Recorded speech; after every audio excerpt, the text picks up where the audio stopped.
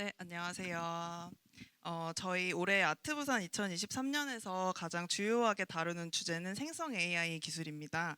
디스커버 AI 아트 체험관을 특별 기획해서 현재 세계적으로 가장 관심을 불러일으키는 챗 GPT 기술을 활용하여 관람객에게 정보를 제공하는 서비스를 하고 있는데요. 저희가 이 부분에 굉장히 많은 노력을 들였기 때문에 특별히 더 이분을 초청하고 싶었습니다. 그 경희대학교 물리학과 교수 김상욱 교수님 모시고 오늘 특별 대담 진행해 보겠습니다.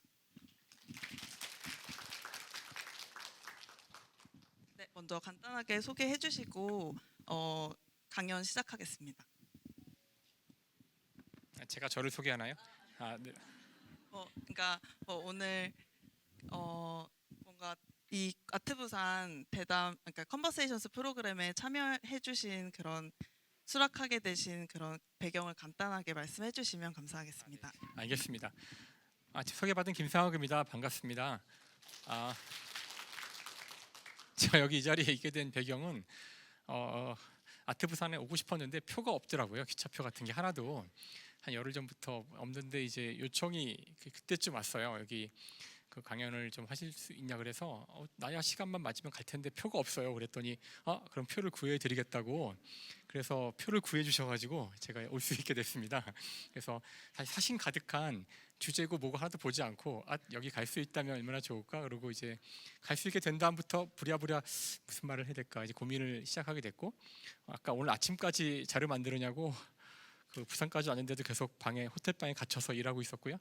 점심 때 마치고 간신히 이제 왔습니다. 여기 와가지고 지금까지 한 4시간 가까이 밥도 안 먹고 계속 이제 전시 보다가 막 지금 부랴부랴 올라왔는데요. 이게 이유입니다. 여기 있는 이게 네, 이유고요. 수락해 주셔서 감사합니다. 지금부터 강연 시작하겠습니다. 네. 저는 보통 앉아서 하지 않기 때문에 서서 하면 문제가 생기나요? 그게 아니라 카메라가 문제 생기나요? 네? 문제 없어요. 그러면은 제가 앉아서 잘 못해요. 그래서 서서 할게요. 서서 하고요. 오늘 주제를 이렇게 잡아보긴 했는데요. 물론 제가 다른 곳에 가서 강연했던 내용들이긴 해요. 그렇긴 한데 지금 또 약간 상황이 바뀌어서 지금 이제 챗 GPT 때문에 약간 과열 조짐까지 보이는 또는 사람들이 약간 좀 두려움이 좀 심해져서 좀 그 사회적인 약간 뭐라 그럴까요? 전체적으로 약간 좀 스트레스를 많이 받는 그런 상황에 인공지능이 놓여 있기 때문에 좀 이야기를 좀 더 다르게 좀 진행을 해야겠다고 생각을 했었고요. 제목은 이렇게 잡았지만 여러분들 아시듯이 저는 물리학자고 그 인공지능을 전공한 사람도 아니에요. 잘 알고 있지 않고요. 그 제가 아는 수준이 여러분이랑 많이 다를 거라고 생각하지는 않는데 인공지능에 대한 내용. 그다음에 더 나아가서 미술에 대해서 저는 한 번도 제대로 공부해 본 적이 없잖아요. 아마 제 예상으로는 여기 앉아 계신 분들은 미술 전공자들이 꽤 계실 것 같아서 그러니까 저는 양쪽 다 모르는데 여기 서 있는 거예요. 그러니까 제가 얼마나 지금 불안하겠어요. 그래서 오늘은 순전히 이 문제에 대해서 그냥 제가 그러니까 그 우리나라에 있는 그 평범한 지식인의 한 사람으로 제 생각을 정리해서 얘기하는 거고요. 제 이야기가 이 문제에 대한 어떤 많은 사람들의 어떤 소통이나 문제 의식을 공유하고 하는 데 있어서 이니시에이션이 되는 그런 용도로 쓰였으면 좋을 것 같아요. 그래서 오늘 제가 결론을 내리거나 뭐 그러지는 않을 거라서요. 그래서 한 2개나 3개 정도 메시지를 전달하려고 왔는데요. 우선 첫 번째 메시지는 그 인공지능 시대의 예술이 어떻게 될 것인가 뭐 이런 지금 고민이잖아요. 오늘 저한테 주어진 주제가. 근데 제 생각에는 미술이라는 분야는 사실 뭐 어떻게 보면 모든 분야가 그렇긴 하지만 특히나 미술은 언제나 과학이었다고 저는 생각을 해요. 그래서 지금 인공지능 시대에 뭔가 변화가 올 거라는 걱정은 사실 걱정이 아니라 언제나 이 미술은 과학을 이용해 왔고 미술이 과학이 아닌 적은 없었기 때문에 이거는 전혀 놀라운 일도 아니고 지금 인공지능으로 인한 변화가 일어날 건 너무나 자명하고요. 그래서 이걸 어떻게 우리가 이용할지 이렇게 스토리가 돌아가는 게 당연히 맞다고 생각을 해요. 그래서 아주 앞부분은 아주 빠르게 제 결론을 내기 위해서 아주 빠르게 그 다 아실 만한 내용이지만 한 번 더 짚어보는 그런 그 미술의 역사를 짚어보는 순간이 될 텐데요. 사실 가장 오래된 미술은 그 휴베 동굴에 그려져 있는 이 동굴 벽화일 거예요. 이거는 물론 여러 가지 우리한테 상상을 일으켜 주지만 이건 진짜 과학입니다. 이게 왜 과학이냐면은 이 그림이 저는 어릴 때 이 그림은 그냥 심심해서 그 당시 그 선사시대 사람들이 밤에 또는 뭐 오늘같이 비 오는 날 동굴에 앉아가지고 할 일이 없어서 그린 거라고 생각을 했었는데, 뭐 많은 분들이 아시지만 사실 여기는 그림을 그리기가 쉬운 곳이 아니에요. 한 300m 가량을 들어가야 되고요. 그래서 그 정상적인 상황이라면 저희 그림 그릴 수 있는 그런 곳이 아닙니다. 그러니까 당시 지금부터 한 몇만 년 전에 사람들이 여기에 들어가서 그림을 그리려면은 목숨 걸고 가야 돼요. 벽에 저렇게 그리려면은, 그러니까 일단 불도 켜야 되고요. 불이 만들어진 다음에 안 됐을 때라서 그렇게 오랫동안 불이 켜 있을 거라는 확신도 없을 텐데, 그 잘 안 보이는데 가다가 이런데 지금은 여기 이렇게 막 밑에다가 이렇게 다닐 수 있는 이런 다리를 만들었지만 굉장히 위험한 곳이거든요. 정류석도 막 있고요. 부딪힐 수도 있고 불 꺼지면 죽는 거죠. 목숨을 걸고 한 겁니다. 이건 당시 사람으로서는 완전 그 목숨을 건 모험을, 당시 존재하는 첨단 과학 기술을 총동원해서 들어가서 그려야 돼요. 목숨 걸고. 그래서 미술은 처음부터 과학이었다. 최첨단 과학이었다는 거고요. 이거 미술품 가운데 가장 거대한 미술품 중에 하나인데, 인간이 만든, 이거는 정말로 과학입니다. 지금도 이걸 어떻게 만들었을지에 대해서 논쟁이 생길 만큼 이걸 만든 예술가들은 당대가 아니라 지금까지도 우리가 이해할 수 없을 과학 기술을 활용한 사람들이었어요. 사실 지금 남아있는 그 르네상스 시대의 그림들을 보셔도 아시지만 프레스코화라는 게 얼마나 고도의 기술 작품인지 아시죠? 벽에 이거를 그림이 계속 말라가면서 딱딱 정착되도록 지워지지 않게, 지금까지도 이렇게 옛날에 그려진 건데, 이게 1430년대잖아요. 지금까지도 이런 색깔을 유지하고 있다는 게 정말 놀라운 작품이지만 놀라운 과학 기술입니다. 그다음에 템페라, 저게 힘드니까 좀 쉽게 만들어 보려고 사실 계란을, 이거 얼마나 많은 노력을 해보고서 이런 답이 나왔을까요? 전 사실 계란을 쓴다는 말을 들었을 때, 야, 정말 해볼 건 다 해봤겠구나.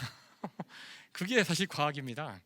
모든 가능한 그 방법들을 우리가 다 스캔해가지고 가장 적합한 방법들을 찾는 건데요. 이 템페라 기법도 그렇고, 이제 결국 이제 유화에 가서야 이제 지금까지 사용하고 있는 가장 안정적인 그림을 그리는 방법이 개발되는데, 이 개발 과정은 보나마나 각고의 그 과학 기술의 실험들이 있지 않고서는 나올 수 없는 방법들이죠. 이 유명한 그 페르메르의 그림 같은 경우도, 이 그림을 전 보고서, 이거 영화도 있잖아요. 이 영화도 되게 재밌게 봤지만, 그 진주 귀걸이를 한 그 소녀라는 제목의 영화인데요. 저는 이 영화의 장면 가운데 아주 인상 깊었던, 물론 이 관련된 책도 전에 본 적이 있는데 거기서도 한번 느꼈던 거지만, 이 당시의 화가는 화학자입니다.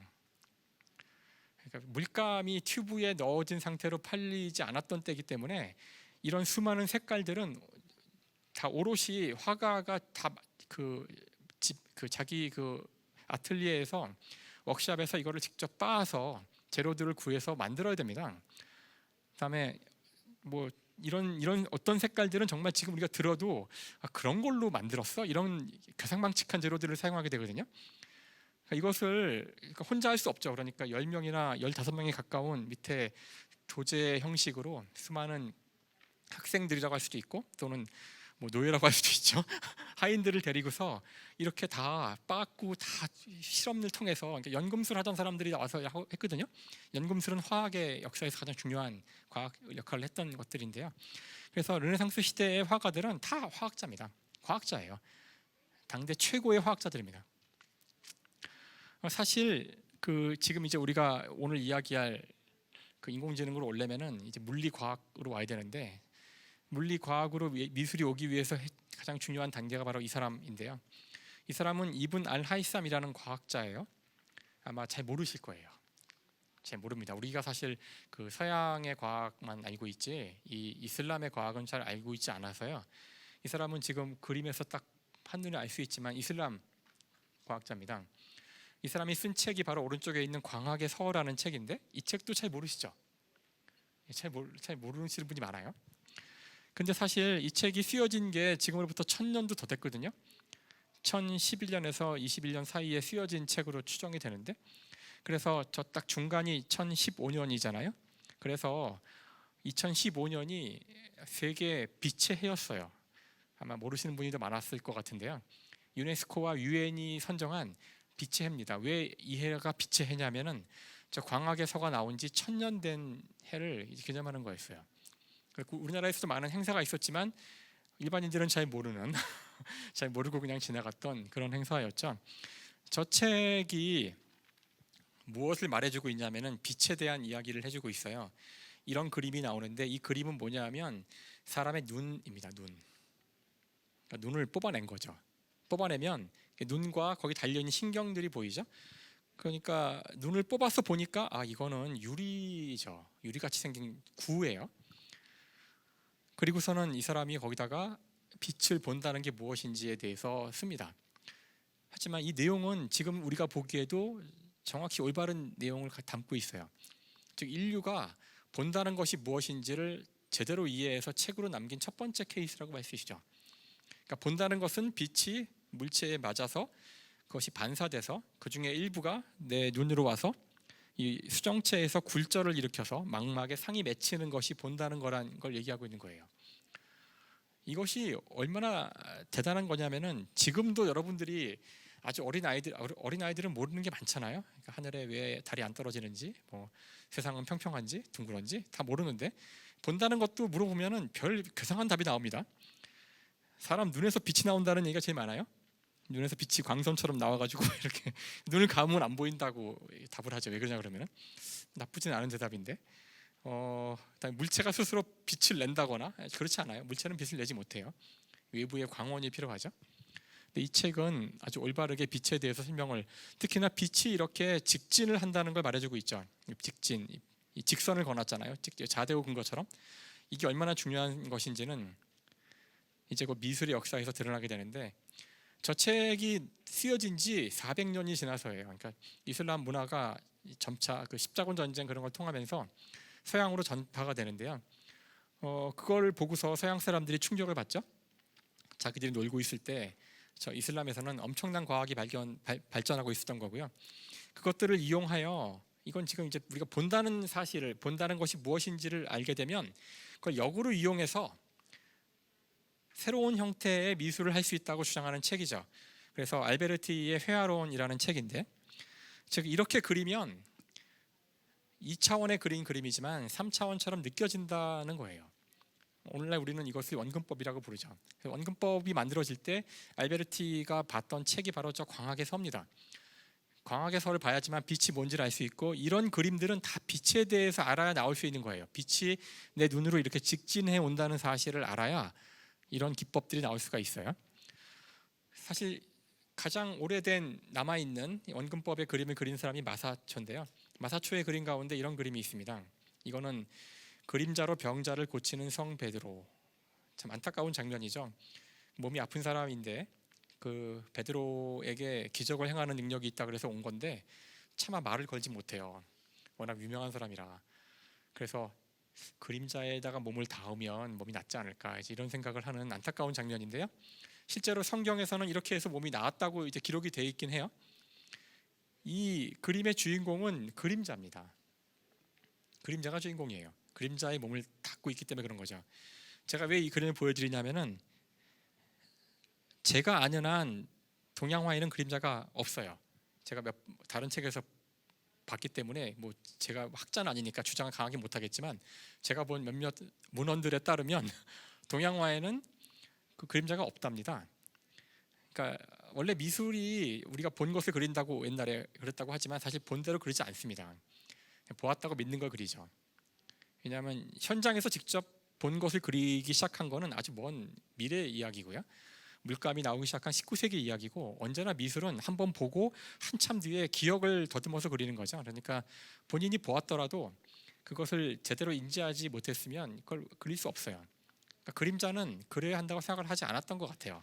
이유는 모르겠지만 그림자를 그리려면 먼저 빛을 그리려고 해야 됩니다. 빛이 진행하다가 직진하다가 막혔기 때문에 그림자가 생기는 건데 우리는 빛을 그리려고 하지 않았던 것 같아요. 이유는 잘 모르겠어요. 적어도 서양 사회에서는 빛을 그리려고 했습니다. 빛이 하느님이기 때문에 그렇죠. 그러니까 빛이 가지 못하는 곳은 악이 있는 곳이고 악마가 있는 곳이고요. 그러니까 그림자를 그려야 될 동기도 충분했고 그림자도 봤을 것 같아요. 어쨌든 빛의 본성을 알게 되자 바로 원근법이 나왔고요. 그걸로 끝나지 않습니다. 한 발짝 더 나갈 수가 있죠. 이건 이제 그 유명한 그 알브레이트 듀러의 그림인데요. 듀러는 자신이 사용했던 어떤 장치를 설명하는 그림을 그렸어요. 이건 뭐냐면은 지금 여러분 아시겠죠? 뭔지 바로. 그렇죠? 지금 빛이 실로 표상되고 있는 겁니다. 그러니까 빛이 지나간 자리를 실로 이렇게 하는 건데, 저기 보면은 종이 같은 게 있고 구멍이 뚫려 있잖아요. 그러니까 이쪽에서 나온 빛이 이 화면에 어떻게 투영되는지를 표시하고 있는 것 같아요. 그리고 빛을 직접 할 수가 없기 때문에 저 실이 지나갈 때 구멍을 뚫으면 되니까, 이게 지금 뭐냐면은 제가 어렵게 얘기하고 있지만 카메라입니다. 카메라. 이 물체의 상을 저기 맺혀진 형태가 어떨지를 지금 실로 이렇게 뚫어서, 구멍을 뚫어서 표상하는 거죠. 이 당시에 필름이 있었으면은 저 자리에 필름을 넣으면 돼요. 필름이 없으니까 이렇게 하는 거죠. 그러니까 이게 지금 사진기가 나올 수 있는 단계라는 뜻인데요. 실제로 카메라 옵스큐라라는 게 이게 초창기 카메라에 해당되는 거죠. 바늘 구멍을 뚫으면 밖에 있는 이 모습이, 풍경이 이렇게 빛을 이 구멍을 통해서 상이 맺히게 되고요. 요걸 이용해서 그림을 그렸다는 기록들이 실제로 있거든요. 그렇게 하면은 굉장히 세밀한 그림을 그릴 수가 있어요. 물론 저 상은 뿌였습니다. 좋지 않지만 아무것도 없이 그냥 그리는 거하고는 상황이 다르기 때문에 상당한 그 정밀도로 그림을 그릴 수가 있어요. 그래서 듀러가 이런 그림을 그린 거는 우연이 아닐 거라고요. 그 자신이 저 장치를 그린 거 보면은 이런 그림들을 그릴 때 사용했을 거라고 생각해요. 저 카메라 옵스큐라나 그런 장치들을. 자, 이게 지금 1502년 그림인데요. 무시무시한 정밀도의 그림을 그릴 수 있습니다. 이게 왜 중요하냐면은 곧 서양에서는 1600년, 이제 이로부터 100년이 지나면은 과학혁명이 일어날 텐데, 과학의 핵심은 관찰을 제대로 하는 겁니다. 정확히 관찰하는 거예요. 관찰한 결과를, 데이터를 남겨야 돼요. 데이터가 과학이니까. 근데 글씨로만 돼 있지 않아요. 데이터는 그림도 있습니다. 지금은 사진을 찍지만 이 당시에는 다 그림을 그렸어요.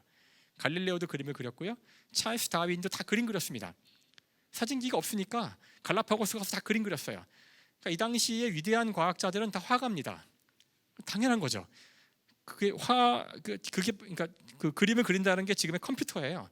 데이터를 그림을 그려야 되니까 그 기술이 이미 확보가 된 거죠.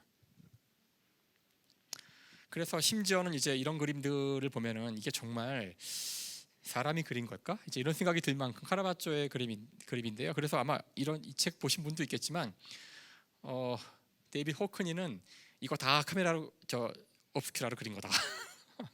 그런 주장을 할 만큼, 이제 물론 제가 알기로는 이 학계에서는 받아들여지지 않는 정설은 아니에요. 그걸 받아들이는 순간 이런 그림들을 다 카메라나 다름없는 기법을 사용했다는 건 되게 마음이 안 좋잖아요. 안 좋긴 하지만 그냥 저런 주장까지 나올 만큼 이미 광범위하게 미술은 이 기계를 사용하고 있었어요. 언제나 미술은 과학입니다. 이런 정밀한 그림들이 아주 흔히 그려지다 보니 이제 우리가 알고 있는 이 17세기의 화풍이죠.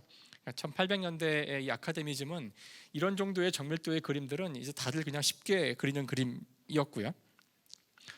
근데 문제는 이제 이런 그림들을 보시면은 아까 제가 얘기한 것처럼 이 장면을 보면서 그리는 게 아니에요. 그럴 수가 없죠. 봤다고 생각하는 걸 그리는 건데요. 이제 드디어 이제 오늘 우리가 이야기할 주제에 가장 가까운 기계가 하나 나오는데요. 이제 카메라가 나옵니다. 아까 옵스큐라하고는 차원이 다르죠. 얘는 정말로 필름이, 저 오른쪽이 거의 남아있는 가장 오래된 사진 중에 하나인데요. 이게 1830년대 말이에요. 굉장히 초기 버전인데도 굉장히 잘 찍은 사진이에요. 상당히 잘 나왔죠. 자, 이 정도 정밀도로 기계가 그림을 또는 사람을 그릴 수 있다면 이제 인간은 무엇을 해야 되는지에 대한 고민이 당연히 이때 시작됐을 거고요. 바로 여기서 제 오늘 강연의 제목이 나온 겁니다. 그러니까 사실 인공지능의 시대에 그러니까 미술이 무엇을 할 것인가 또는 사람이 무엇을 할 것인가, 우리보다 더 잘 나의 일을 대신해주는 기계가 나왔을 때 무엇을 할 것인가에 대한 질문은 가장 먼저 그 질문을 접한 사람들은 미술가들이었고요. 그 답을 이미 옛날에 찾았습니다. 지금도 우리가 그때의 답을 다시 한번 음미해 볼 필요가 있다고 해서 제가 생각해서 오늘 강연이 준비된 거고요. 자, 일단 사진기가 나오자 그 순간 사람들이 다 미술을 때려치고 이제 난 그림 안 그려 이렇게 하지 않았어요. 지금도 인공지능이 나오지만 챗 GPT가 나왔지만 모두가 다 그 챗 GPT가 할 수 있는 일을 때려치고 나가야 될까? 그게 아니에요. 첫 번째로 이 기계가 바꾼 것은 보지 못하던 걸 보게 해줘요. 우리는 언제나 내가 본 것을 그리고 있는데 내가 보는 것이 일어나는 일의 전부라고 생각을 해왔지만 이제 그렇지 않다는 걸 알게 되죠. 사진기는 우리가 보지 못하는 걸 찍어냅니다. 그래서 잘 알려진 이야기인데요. 그러니까 말이 달리는 모습을 그릴 때 이렇게 그렸는데 사진으로 찍어보니까 이렇게는 못 달려요. 앞뒷발을 동시에 이렇게 하는 거는 이 다음 순간이 상상이 안 되잖아요. 그냥 꼬꾸라지겠죠. 그렇게 뛰는 장면은 없어요. 그래서 사람들이 놀라운 사실을 알게 되죠. 말 사진을 찍어보니까 이거는 우리가 상상한 것이지 실제 이렇게 못 뛰어. 근데 우리나라 그림도 보시면은 이렇게 동시에 이렇게 돼 있어요. 그러니까 이게 되게 역동적인 모습이라 그런데 이거는 보지 않고 하는 겁니다. 그러니까 일단 사진기가 첫 번째 우리에게 준 것은 우리가 보지 못했던 것들을 보게 해주고 그게 예술의 반영이 되죠. 이런 장면은 이건 사실 까유보트의 그림인데요. 보시면은 이건 사진이 안 나왔으면은 내가 장면을 보고 집에 가서 상상하면서 그릴 때 나오는 구도일 수 없어요. 사람이 반 잘렸고요. 걸어가는 모습, 비가 오는데 옆에 쳐다보고 이건 정말 사진을 찍고 그 사진을 본 사람이 아니고서는 잡을 수 없는 구도입니다. 실제 이런 구도뿐만 아니라 이제 위에서 내려다보는 건데요. 이거는 정말 사진이 나오지 않았다면 상상하지 못하는 구도예요. 우리는 그림 그릴 때 안정적으로 이렇게 배치되어 있는 사람이나 사물을 그리려고 하지 이렇게 내려다보는 그림 그걸 누가 그리겠어요? 그러니까 이건 다 사진기의 잔재입니다. 사진기가 화가들로 하여금 새로운 구도를 그리게 만든 거죠. 자, 이제 이 시기는 사실 산업혁명이 시작되고 사진기만 나온 것이 아니라 사실 일반인들의 입장에서 사진기보다 더 중요했던 게 바로 이 철도였어요. 철도의 중요성은 아무리 강조해도 지나치지 않는데요. 철도가 나오자 물론 굉장히 많은 일이 벌어졌지만 일상에서 바뀐 건 이런 거라고 하더라고요. 도시에 사는 사람들이 주말마다 야유회 같은 거, 그러니까 오늘 비가 오는 날이지만 오늘은 어린이날인데 아이들을 데리고 이렇게 공원에 나가고 이렇게 하잖아요. 그런 문화가 시작된 게 철도 때문이랍니다. 그러니까 파리의 근교로 나가는 파리 시내에서, 그러니까 도시에 살던 사람들이 돈을 조금만 내면 이런 걸 타고 20-30km를 나갈 수가 있어요. 나가서 공원에 산책하거나 그럴 수가 있어요. 그전에는 자기 두 발로 가야 되기 때문에 말 타거나 그런 일이 쉬운 일이 아니죠. 그러자 이렇게 많은 야외 활동의 그림들이 그려집니다. 야외 활동의 그림을 그린다는 뜻은 이제는 빛을 정면에서 보면서 사진기에 나왔으니까 있는 그대로 담으려는 노력을 하게 됐다는 뜻이에요. 그래서 우리가 잘 알고 있는 바로 인상파의 그림이 나오는데 막상 사진기로 찍거나 아직 컬러가 안 나왔지만 사진기가 찍듯이 보는 거죠. 세상을 사진기처럼 세상을 보기 시작하자 빛이 우리가 와서 상상하던 거랑은 완전 다른 색깔이란 걸 알게 되죠. 그림자가 파란색이거나 실제 그림자는 파란색일 수도 있어요. 머릿속으로 그림 그리는 사람한테는 그림자는 검은색이지만 직접 눈으로 보면은 이렇게 말도 안 되는 색깔들이 있다는 걸 알게 되죠. 그래서 인상파라는 이제 새로운 사조가 생기게 됩니다. 다시 강조하지만 미술은 언제나 과학이었어요. 당시에 나와 있는 최첨단, 왜냐하면 그들이 하는 일이 몸으로 무언가 인간의 조작을 가해서 결과물을 얻는 거기 때문에 언제나 과학이었고요. 인상주의가 시작됐을 때 흥미로운 점은 지금까지도 과학이었지만 이 시기가 하필이면 자본주의가 막 이제 그 프랑스 대혁명으로 승리를 거두고 세계를 지배하기 시작할 때의 상황이잖아요. 그러다 보니 이런 모든 것들이 자본과 함께 굴러갑니다. 그래서 인상주의라는 새로운 놀라운 혁신을 이뤄낸 사람들이 환영받지 못하고 오히려 당시 아카데미즘으로부터 그 차별을 받기 시작하죠. 그래서 이때부터인 것 같은데 예술이 체제에 저항하는 그런 성격을 띠게 돼요. 인상주의부터 시작되는 그들이 만들어낸 새로운 어떤 화풍, 새로운 것들이 초기에는 그 당시 지배계층의 어떤 그 지지를 받지 못해요. 그러면서 한동안 우리가 알고 있지만 그 많은 예술가들이 아주 어려움과 고통을 당하다가 죽은 다음에 유명해지는 이런 안타까운 스토리가 반복되는데 이런 시기를 거치면서 점차 이제 살아있는 예술가들도 존경받게 되는 시기를 거치게 되죠. 아무튼 언제나 과학이었는데 하나 더 붙여져서 과학을 이용해서 새로운 식으로 그림을 그리려는 사람들은 모순에 저항하는 성격을 띠게 됩니다. 그러니까 당연하게 언제나 그렇지만 이 과학 기술이 저렇게 사회를 바꿀 때에는 그 과학 기술의 중요성을 알고 있는 기득권 세력이 놔두지 않아요. 자기들이 원하는 쪽으로 만들려고 합니다. 지금도 인공지능 떠드는 사람들이 누군가 가만히 보세요. 인공지능이 가장 많이 퍼졌을 때 가장 이득 볼 사람들이 떠드는 겁니다. 언제나 그렇죠? 왜 구글이 떠들죠? 구글이 뭐 기껏해야 하는 일이라고는 검색 엔진 만든 것밖에 없는데 데이터만 다루고 있는 회사 아니에요. 원래 우리에게 정말 중요한 거는 음식, 기계, 자동차 이런 게 더 중요한 거죠. 쌀, 보리, 석유 이런 게 더 중요한데 왜 우리 모두는 컴퓨터 소프트웨어를 다루는 기업이 전 세계에서 가장 중요하다고 생각하죠?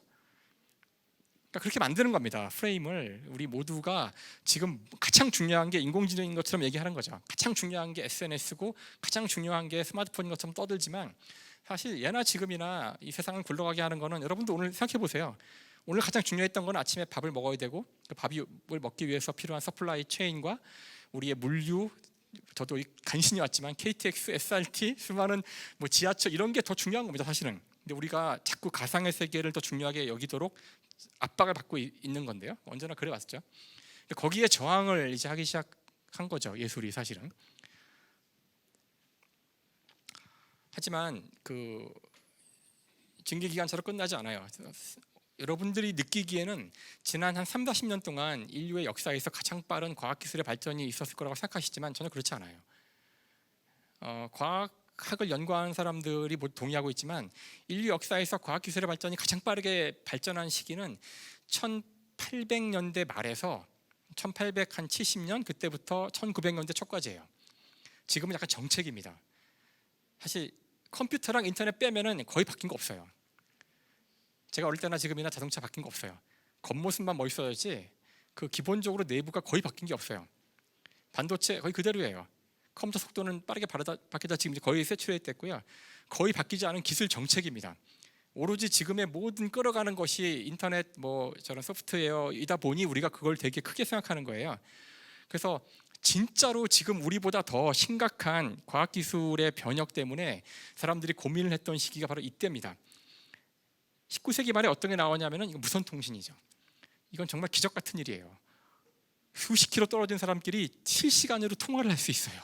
무선통신 최초의 무선통신 장비는 통화를 한 게 아니라 모르스 부호를 보냈어요. 그래서 그 첫 번째 이 모르스 부호 무선통신기를 싣고 떠난 배가 바로 타이타닉이죠. 타이타닉이 침몰할 때 SOS를 무선통신으로 이제 송신하게 되는데요. 그리고 전기죠. 전기 가지고 이거 번개를 치는 장면인데요. 사람들이 정말 경악을 합니다. 제우스 신만 쓸 수 있는 줄 알았던 번개를 인간이 만들어요. 이걸로 전구를 켜고 이제 밤에는 어두워서 잠을 자야 되는 줄 알았는데 도시 전체가 밝아져요. 이제 우리가 활동할 수 있는 시간이 6시로 끝나는 게 아니라 새벽 2시까지도 있을 수 있어요. 이건 정말 엄청난 충격입니다. 지금 우리가 느끼는 충격하고는 비교가 되질 않아요. 그 다음에 렌트겐의 X선, 마음속을 보여주는 장치래요. 마음속이 아니라 뼈다귀를 보여주는 건데 뼈가 부러졌는데 부러진 뼈가 보여요. 아인슈타인, 시간과 공간이 뭐 지멋대로래요. 정말 이 시기야말로 지금 우리가 느끼는 거하고는 차원이 다른 뉴턴의 역학이 무너지고 새로운 정말 하루가 다르게 상상도 할 수 없는 그 마법 같은 과학이 이루어지던 시기입니다. 그래서 이때 바로 미술의 혁명이 일어나는 게 당연한 거예요. 이때 일반인들도 너무너무 힘들어가지고 너무 힘들었어요. 이 힘든 시기를 사람들이 잘 넘긴 이유는 뭐냐면은 이 19세기 말 지금처럼 이 직업 문제라든가 이런 문제 없이 넘긴 이유는 순전히 식민지 때문에 그래요. 서양 사회가 이 혁명을 겪고 있을 때 그들이 이 문제를 잘 극복한 거는 아프리카와 아시아를 식민지로 만들어서 거기서 엄청난 착취를 하면서 그들은 오히려 이때를 자기 역사에서 가장 부유하고 가장 예술이 충만하고 가장 여가 시간이 많고 행복했던 시기로 기억합니다. 근데 그건 이제 우리의 희생을 딛고 있었던 거죠. 이제는 식민지가 없으니까 다른 방식으로 이 문제를 해결해야 돼요. 자, 어쨌든 이 시기에 이제부터 우리가 알고 있는 이런 미술의 혁신이 쏟아져 나옵니다. 1910년대를 거치면서 뿐만 아니라 이제 새롭게 나온 수많은 과학 기술이 각 나라 사람들에게 민족주의와 결합해서 새로운 또 이상한 상상을 하게 만들어요. 우리한테 이런 훌륭한 과학 기술이 있는데 다른 나라를 한번 쓸어볼까? 저기 아시아나 아프리카에 가서 아주 쉽게 다 식민지 만들었는데 뭐 옆 나라라고 별거 있겠어? 뭐 프랑스가 별거 있겠어? 독일이 별거 있겠어? 이제 우리가 이 엄청나게 쌓아놓은 과학 기술로 2번 정도 거대한 전쟁을 치를 텐데요. 그리고서야 이제 정신을 차리죠. 그러니까 이때는 이제 정치적으로도 그렇고 과학도 이때 혁명의 시기였고 예술도 혁명의 시기입니다. 그러니까 이때에 비하면은 지금은 혁명의 시기는 아니에요. 지금은 이때에 비해서는 되게 약한 그 느린 그 과학 기술의 발전이 일어나고 있어요. 이때에 비하면요. 그래서 이제 피카소 다 뭐 잘 아시니까 자세하게 설명하지는 않을게요. 그러니까 이제 완전히 그 사물을 완전 분해해서 다시 조합하는 식으로 입체파라고 하죠.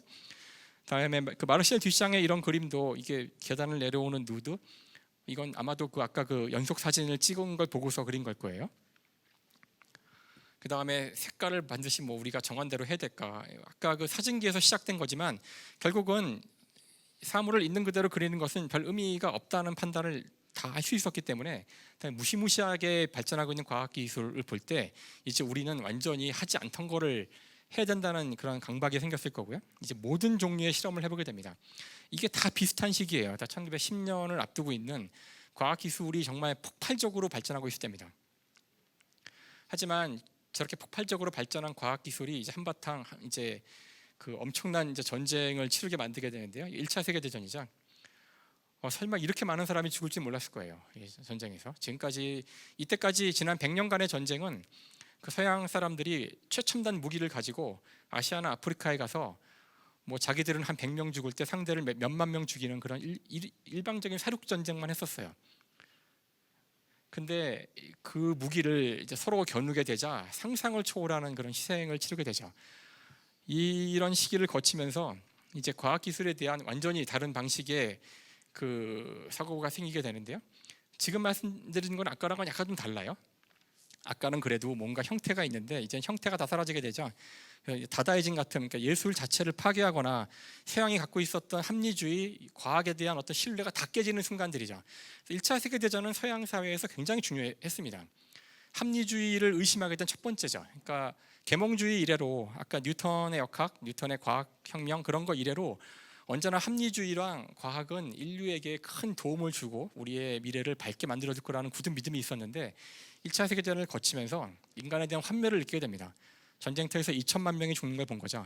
기관총을 쏘는데 앞으로 돌격 명령을 내리고 하루 만에 5만 명이 그냥 그 자리에서 죽는 일을 눈으로 보게 돼요. 그래서 지금으로 얘기하면은 뭐 올해가 23년이니까 23학번들이잖아요. 23학번 전체가 없어요. 다 죽었어요.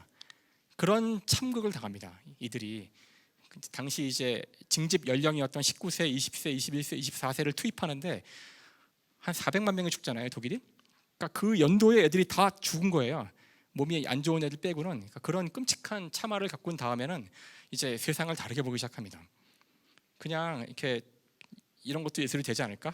이제 완전히 상상력의 파격이 아예 인간의 이성을 다 갖다 버린 거죠. 합리, 무슨 얼어 죽을 합리 이게 초현실주의인데 원래 초현실주의는 20년대로 알려져 있지만 처음 이런 그림을 그린 사람은 역시 딱 이때죠. 1914년부터 1차 세계대전이 시작되는데 그 직전입니다. 그 키리코가 그린 이런 그림들은 아무 맥락도 없는 그냥 모아놓은 것들에 불과하지만 뭐 꼭 의미가 있어야 되나? 이제 완전히 인간이 이 사진기로 시작된 미술이 가야 할 길에서 극단까지 오게 된 거죠. 이제 2차 세계대전. 2차 세계대전은 더 끔찍한 일을 겪게 돼요. 사실 1차 세계대전에서 대부분의 사망은 그 항생제가 없어서 나왔는데요. 그러니까 그 참호에 들어가 있다가 작은 상처만 생겨도 그 상처가 커져서 죽거든요. 그러니까 항생제가 없어 그래요. 그러니까 작은 이런 염증도 치유가 안 되기 때문에. 근데 항생제가 나오고서는 그렇게 죽는 사람은 사라졌어요. 하지만 2차 세계대전은 항생제가 문제가 아니라 병에 걸려 죽은 사람이 많은 것이 아니라 인간이 만든 무기가 너무나 위력적이어서 실제로 이 강철로 다 사람을 찢어 죽인 겁니다. 사람들은 우리가 만든 이 쇠 무기가, 이 쇳덩어리들이 인간을 산산이 죽이는 것을 눈앞에서 봤어요. 사실 우리도 그 한국 전쟁을 겪었지만 이 서양은 정말 끔찍한 일을 당했습니다. 이때 정말로. 그러니까 독일이 이때 600만 명이 죽었거든요. 그다음에 러시아가 2천만 명이 죽었죠. 민간인 포함이에요. 민간인이 더 죽었어요. 민간인 지역에 뿌린 폭탄 때문에 그 비행기 때문에 그런 거죠. 그러니까 정말 인간이 만들어낸 과학 기술이 인간을 구하기도 했지만 눈앞에서 또는 유대인이라는 민족 전체가 절멸되기도 했잖아요. 화학 약품 때문에. 그 유대인 대학살인데요. 그런 것에 과학기술이 관여하는 걸 보면서 사람들이 완전히 이제 환멸을 느끼게 됩니다. 이거를 방치한다는 것이 예술이 할 일인가? 예술은 이미 일찌감치 저항을 하는 그런 그 분야인데 이런 것들을 과연 방치할 수 있을 것인가? 그래서 이제 이런 사조까지 나오게 되죠. 잭슨 폴록은 이제 인간이 하는 것이 아니라 막 집어 던지거나 뿌리거나 이런 것들 예술이라고 인간이 약간 미친 겁니다. 이쯤 되면은. 그래서 사실 이 모든 사진기가 촉발시킨 이런 모든 이 새로운 미술에 대한 탐구의 가장 중요한 사람은 아마 모두 잘 아시겠지만 이 마르셀 듀샹입니다. 그래서 벌써 옛날이죠. 옛날이지만 아주 의미심장한 연도긴 해요. 1912년. 그러니까 과학기술이 폭발이 계속 진행되다가 바로 1차 세계대전으로 꼬꾸라지기 직전이죠. 사실 이 사람은 굉장히 그 공학적인 사람이었어요. 실제 공학을 전공하기도 했고, 그래서 어느 날 이게 그 비행기 전람회에 갔다가 나오면서 한 얘기라 그러죠. 이제 회화는 망했어. 저 프로펠러보다 더 멋진 걸 누가 만들 수 있겠어라고 생각을. 그러니까 이제 과학기술에 대한 이해가 깊었던 사람이고요. 사랑했던 사람이죠. 그래서 우리 모두 알고 있지만 듀샹이 던진 질문이 바로 오늘 우리의 화두입니다. 예술이 무엇인가, 미술이 무엇을 그려야 할 것인가, 이런 고민의 종착점에 뭐가 있었냐면은 이제 이걸 갖다 놓고서 예술이라고 주장할 수도 있다는 걸 이제 보여준 거죠. 사실 심지어 자기가 만든 것도 아니고 듀샹이 한 일이라고는 여기다 이렇게 글씨를 쓴 것밖에 없는데요. 저 글씨를 쓴 것으로 예술 작품을 여기에 충분한 기여를 했다라고 주장을 하는 건데, 이게 과연 올바른지 논쟁이 당시에 아주 첨예하게 있었고 지금까지도 논쟁이 있지만 이제는 이걸 예술품이라고 다 생각하시는 것 같아요. 이거 전시할 때 다들 이렇게 보고 사진 찍고 하시더라고요. 기쁜 마음으로. 근데 솔직히 가슴에 손을 얹고 이게 무슨 예술 작품일까요? 그냥 돈 주고 사다 갖다 놓은 건데, 결국 이제 가치란 무엇인가, 가치란 의미란 무엇인가, 이것의 의미란 무엇인가, 더 나아가서 예술이란 무엇인가라는 질문을 던진 거죠. 이게 사실 인공지능 시대에 다시 우리가 질문을 던지게 되는 것들인데요. 챗 GPT 때문에 난리가 났지만 좀 약간 과열된 느낌이 없지 않고, 다음에 딥L 저도 써봤는데요. 이제 학생들한테 논문을 영어로 쓸 때 학생들 보고 이제 써오라 그런 다음에 교수가 고치고 이 작업을 계속하게 되는데요. 학생들 보고 영어로 쓰지 말라 그래요. 우리말로 써가지고 이거 쓰라 그럽니다. 훨씬 더 나아요. 그러니까 그 정도까지 지금 발전한 거죠. 지금 딥L 같은 경우는. 다음에 여기 계신 분들은 예술에 관심 많으시니까 이제 미드저니가 얼마나 그림을 잘 그려주는지 아시잖아요. 물론 그림을 잘 만들어내려면 좀 품이 들긴 하지만 따끈따끈한, 이거 어제 거예요. 어제 트위터에 올라온 건데요. 전 누군지 모르는 분인데 어떤 분이 되게 유명한 분이라고 하더라고요. 그래서 에단 몰록 맞나요? 이 사람이 누구냐면 저기 나오지만 와튼 스쿨의 아카데믹 디렉터고요. 거기 경영학과의 교수랍니다. 아주 유명한 사람이라는데 이제 미드저니 가지고 여러 가지 해본 모양이에요. 하고서 이게 어제죠. 5월 4일인데 어제 올린 거예요. 자기가 이 미드저니 가지고 뭐 한 줄밖에 안 썼대요. 한 줄 써가지고 뭐 고풍으로 해줘 사진을 뭐 바스키아 풍으로 해줘, 모네 풍으로 이렇게 했더니 바로 그 상업용 디자인으로 팔아도 손색이 없는 작품이 나왔다 하면서 놀래가지고 어제 트윗을 한 거예요. 그래서 어제 제가 이걸 찍었을 때 65만 지금 조회가 된 건데요. 이게 작품이랍니다. 이건 클림트 풍으로 만들어봐 한 거겠죠? 이건 달리 풍으로 만들어봐 한 거랍니다. 그러니까 상업용으로 그냥 써도 괜찮을 정도의 퀄리티를 이게 지금 왜냐하면은 지금 이 새 버전이에요. 미드저니 지금 엊그제인가 새로 버전 나왔어요. $30가 내야 된다고 알고 있는데요. 쓰려면. 그러니까 이 정도로 쉽게 만들 수 있다는 거죠. 그러니까 근데 이게 지금 불과 아까 제가 보여드린 미드저니에 대한 첫 번째 이야기는 작년 얘기인데요. 작년에서 지금 한 5, 6개월 만에 다시 새 버전이 나온 거죠. 지금 속도가 너무 빨라서 챗 GPT도 또 다음 버전 나올 텐데 아마 몇 년 내에 아마 지금보다 무시무시한 속도로 더 좋아질 거예요. 그러니까 의미는 인간이 만든 거죠. 인간이 만든 겁니다. 그래서 아까 듀샹의 작품이 의미가 뭐냐고 물어보면 인간이 의미가 있다고 생각하면 의미가 있다는 뜻이죠. 사실 너무나 당연한 이야기지만 우리가 종종 잊을 때가 많은데요. 의미는 인간이 만드는 겁니다. 결국은 인공지능뿐만 아니라 사진기에서 시작된 그 거대한 미술의 혁명에서도 종착지는 인간이 그것이 예술이라고 하면, 그것이 의미가 있다고 하면 되는 게 답이 어떤 거예요. 글로 가기 위해서 상당히 오랜 시간이 지났던 건데요. 사실 예술가가 될 수 있나, 인공지능이, 이런 질문을 또 하실 때가 있잖아요. 지금 인공지능이 만들어내는 그림들이 있는데 그걸 만들고 있는 인공지능이 예술가인가? 사실 우리 인간은 인간이 아닌 것에 인간의 지위를 준 적이 있습니다. 법인이라는 거죠. 그러니까 법인이란 것은 원래 인간이 아니에요. 삼성전자가 법인인데요.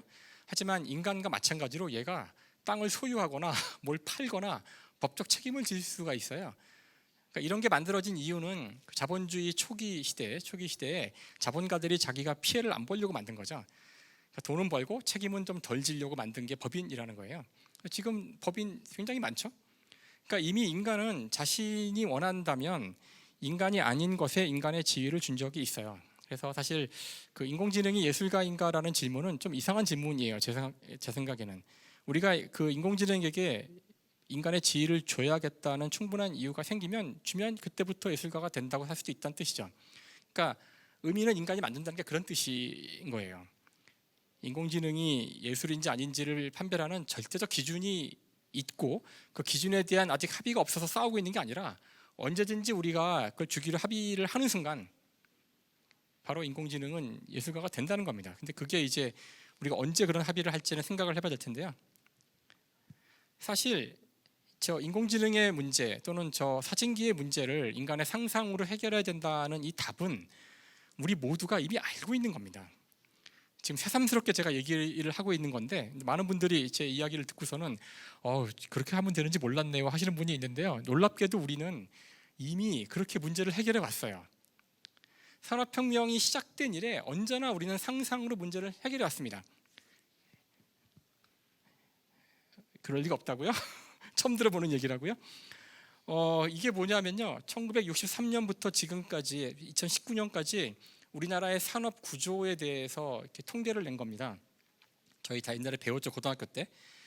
보시면은 1차 산업은 점점 줄어들고 2차 산업이 늘어나는데 늘어나다가 약간 줄어들고 있죠.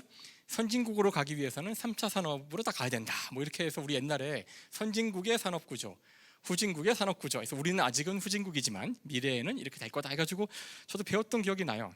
이거 기억나시죠? 자, 2차 산업이 3차 산업으로 간다는 게 무슨 뜻일까요? 사실 1차, 2차 산업은 정확히 기계가 하는 일을 하는 겁니다. 생산을 하는 거죠. 눈에 보이는 거 만드는 거예요. 3차 산업이라는 게 정확히 뭘까요? 서비스업인데 서비스라는 건 그 자체로 인간의 상상입니다. 옛날에도 식당은 있었어요. 근데 그때는 개수가 많지 않았고 우리 생존을 위해서 식당들이 존재했죠. 조선시대에도 있었거든요. 이동하다가 여행 가다가 뭔가 먹어야 되니까 주막 같은 데서 먹었습니다. 지금 우리가 알고 있는 식당들은 우리의 생존을 위한 곳이 아니에요. 왜 이렇게 멋있게 하면은 파인 다이닝 왜 10만 원이죠? 우리는 왜 거기 기꺼이 10만 원을 쓰죠? 똑같은 음식인데 왜 여러분은 옛날에 옷은 추위를 막아주기 위한 대부분의 사람들이 조선시대에는 옷이 몇 벌 없었어요. 옷이 해지면 부모님이 그때부터 다시 주로 어머님이 옷을 만들죠. 지금 여러분 옷이 몇 개씩 있나요, 집에? 왜 우리는 어제하고 다른 옷을 오늘 입어야 되고 색깔을 맞춰 입어야 한다고 생각하죠? 그게 엄청난 산업을 만들었어요. 여기에 있던 사람들이 다 어디로 갔냐면은 글로 갔어요. 이제 우린 더 이상 1차 산업을 하지 않습니다, 여러분들. 이 방 안에 계신 분들도 200년 전에 존재하지 않았던 직업을 갖고 계실걸요? 200년 전에는 웹디자이너도 없었고 이런 아트 페어를 오거나이즈하는 사람도 없었고요. 뭐 수많은 직업이 없었는데 지금 다 생겨났잖아요. 그 직업들의 본질이 뭔지를 가만히 보면 인간의 상상으로 가치를 부여한 일을 하고 있어요. 원래 그런 것들은 옛날에 존재하지도 않았지만 가치가 있다고 생각하지도 않았어요. 손톱을 예쁘게 만들어주는 게 무슨 가치가 있을까요? 19세기에 가서 얘기하면은 실제 여러분이 하는 일들은 인간의 상상으로 이거 10만 원짜리 일이야, 이거는 연봉 1억짜리 일이야라고 다 만들어준 겁니다. 이렇게 많은 변호사가 필요한 이유는 수많은 상상의 분쟁이 생겨서 그래요. 그냥 훔쳐가고 때리고 이런 거는 상상이 없기 때문에 뭐 변호사 필요 없어요. 하지만 지금 생기는 수많은 일들이 왜 이렇게 머리가 아프냐면은 다 상상이라 그래요. 답이 없거든요. 우린 이미 상상으로 문제를 해결해 왔습니다. 그래서 이 상상의 문제가 지금 굉장히 중요한데요, 제 생각에는. 직업이 없어지는 문제에 대해서 100년 전에도 고민을 했었어요. 왜 아니겠어요? 아까 제가 이야기했듯이 대규모로 직업이 없어지기 시작했던 첫 번째 경험은 산업혁명 때 초기는 아니었어요. 그때는 방직공들이 사라진 거죠. 정말로 대규모로 사라진 거는 19세기 말과 20세기입니다. 20세기 초에 전기 문명 때문에 그래요. 전기는 증기기관이랑 달라요. 증기기관은 절대로 집 안으로 못 들어옵니다. 그 막 연기 나잖아요. 불 때우고. 얘는 도로를 달릴 수는 있지만 철도 같은 건 가능하지만 집 안으로 못 들어와요. 전기는 연기가 안 나잖아요. 전기는 지금도 우리 옆으로 구석구석 들어옵니다. 이게 의미하는 바는 전기는 동력이거든요.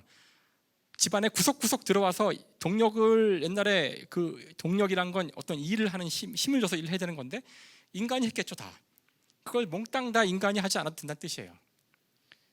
19세기의 초반에 그 유럽의 웬만한 부르주아 집안은 집에 하인과 하녀가 10명 정도 있었어요. 점심에 닭고기 먹고 싶으면은 시장에 누군가 걸어가서 닭을 사와야 돼요.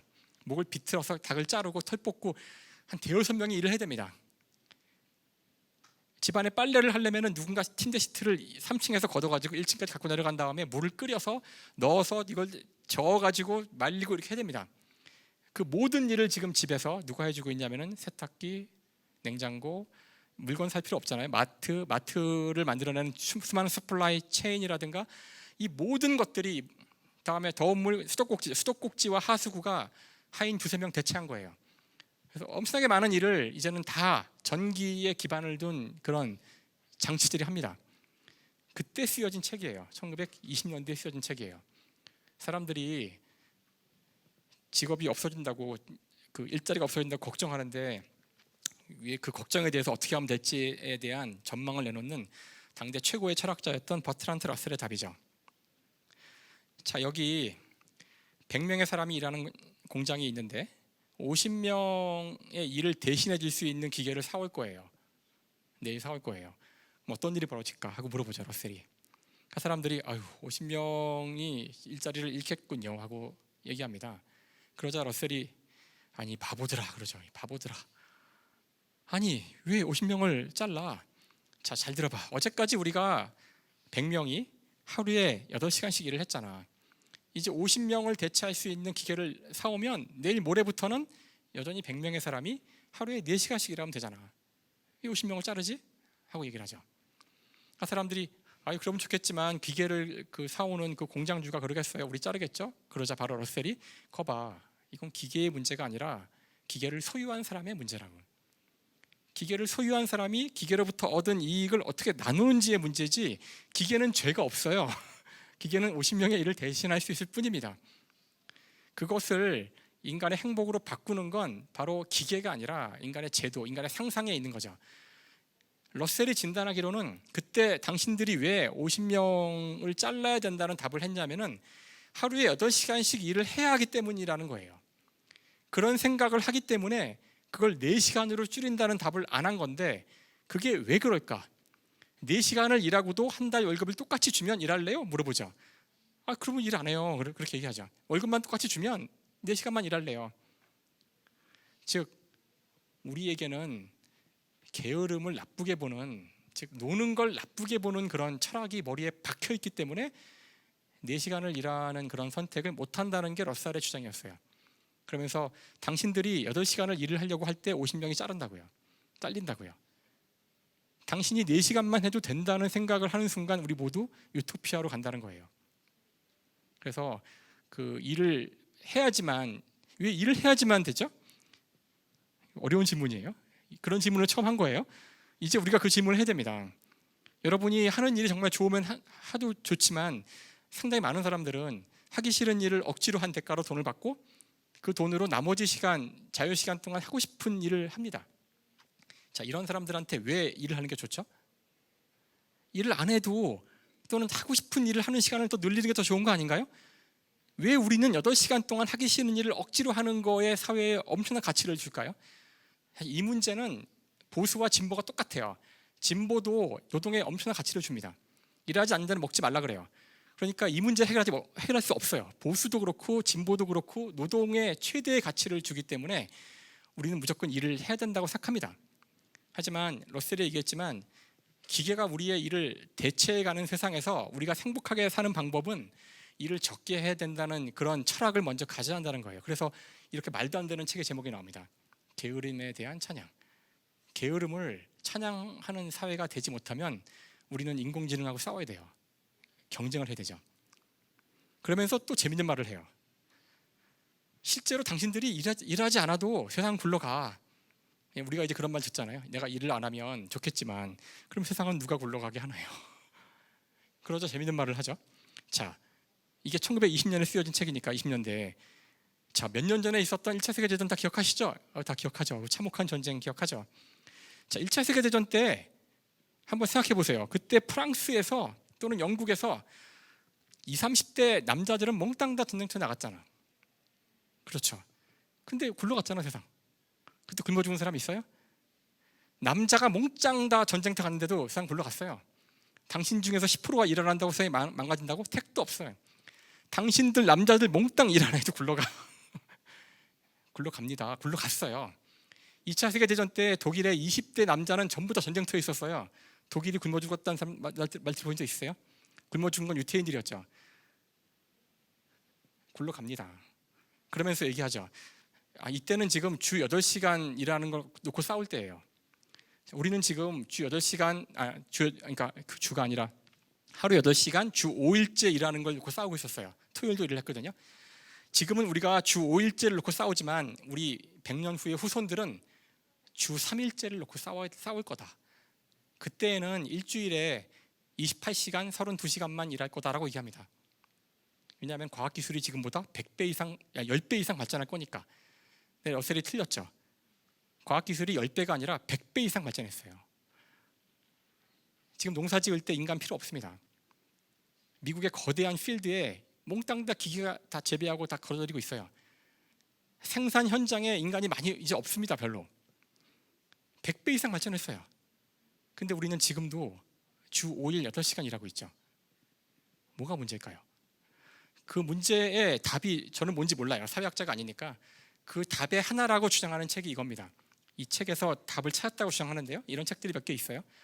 여기서 말하는 거는 주로 이제 생산직 노동자가 아니라 이제 사무직 노동자, 3차 산업 종사자들한테 하는 얘기예요. 왜 우리가 지금 죽도록 계속 일을 1920년대와 똑같은 양의 일을 하고 있느냐 하면은 여전히 우리가 이 악마의 덫에 걸린 거죠. 8시간 일을 하지 않으면 인간다운 삶이 아니라는 그런 철학을 지금도 갖고 있다는 거예요. 그래서 여러분은 8시간을 채우기 위해서 어떻게 하든 일을 만들어냅니다. 그게 바로 이 책이 주장하는 가짜 노동이에요. 가짜 노동의 특징은 여러분이 그거를 막상 하지 않아도 큰 문제는 생기지 않을 것 같은 일들이에요. 그래서 여기서 몇 가지 예를 들어요. 대기업에서 주로 많이 일어나는데 공무원 사회나 사람들을 인사평가하고 이런 거. 뭐하러 그렇게 사람들을 평가하고 점수로 하고 뭐 계속 하잖아요. 끝없이 뭔가 하잖아요. 그거 안 한다고 망할까요? 더 효율을 높인다는 미목하에 그러는데 수많은 일들이 가짜 노동이라고 주장해요. 실제로 사람들은 안 바빠요. 자기가 하는 일을 안 해도 굴러가는데 안 바쁘게 보이면 너무나 위험해요. 그러니까 모두가 입에 달고 사는 게 나는 바쁘다예요. 아무도 안 바쁘다는 말을 하지 않아요. 아무도 내가 하는 일이 별로 안 중요해서 이거 안 해도 괜찮을 것 같은데 라고 다 생각을 한다는 걸 조사한 거죠. 주로 선진국들이에요. 핀란드, 영국, 미국 이런데 그 상위 10%의 회사들 사람들한테 조사해 보면은 내가 하는 일은 별로 하지 않아도 될 것 같은데 왜 하는지 모르겠어라는 사람이 태반이에요. 내지는 너무 가치가 없는 일인 것 같아요. 보람도 없어요. 근데 어쩔 수 없이 하죠. 먹고 살아야 되니까. 하지만 그런 얘기를 절대 하진 않아요. 나가서 우리 부서가 사라질 테니까. 그래서 사람들이 자기가 하는 일이 실제로 중요하고 가짜 노동이 아니라는 걸 알려주기 위해서 끝없이 무언가 하는데 그중에 대표적인 게 출장 가는 거라고 하더라고요. 가도 특별히 얻는 게 없는데 끝없이 출장을 다녀요. 특히 CEO들이 그래요. 별로 할 일 없는데 계속 해외 출장을 가요. 뭔가 하는 것 같잖아. 그러니까 우리가 하는 일의 많은 일들이 놀랍게도 자기가 이 일을 해야 하기 때문에 하는 일이 많다는 거예요. 저는 이것만이 답이라고 생각하진 않아요. 지금 우리가 아까 인공지능의 시대에 상상이 우리를 해결해 줄 것이다. 산업혁명의 시대 실제 우리를 구해왔던 거 상상이라는 말을 할 때 야 어떻게 상상이 우리를 구할까? 그래 상상이 구할지도 모르고 이런 생각을 하신 분이 있다면은 내가 하는 것 중에 정말 상상들이 많이 있을 수 있고요. 실제로 많은 게 상상이에요. 그 가운데 쓸데없는 상상들을 뽑아내고서 그 상상의 시간을 놀아야지 왜 일을 합니까? 그러니까 우리가 상상으로 이미 해왔다는 거예요. 이건 새로운 얘기가 아니에요. 근데 그 상상을 제대로 된 상상으로 만들어야 할 때가 온 거죠.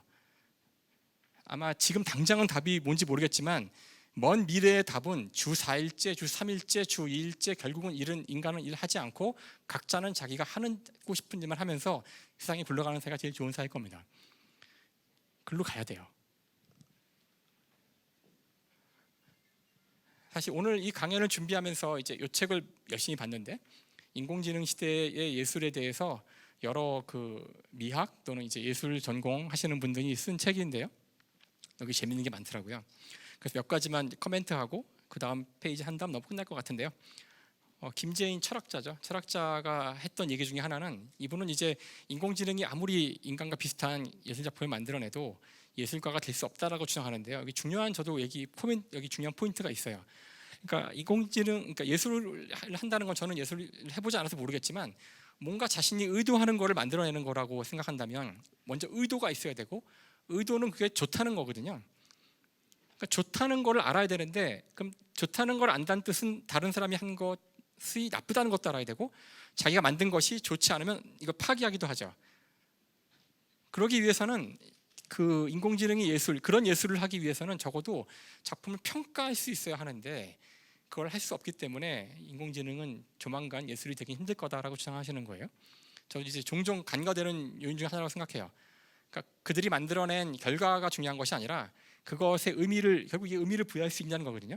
좋다, 나쁘다는 것이 의미를 부여하는 거기 때문에 그 능력을 얘기하는 거고 사실 이 인공지능과 관련된 이 기계 문명과 관련된 가장 앞선 예술가 중에 한 분이 바로 우리나라 사람이었던 백남준 씨잖아요.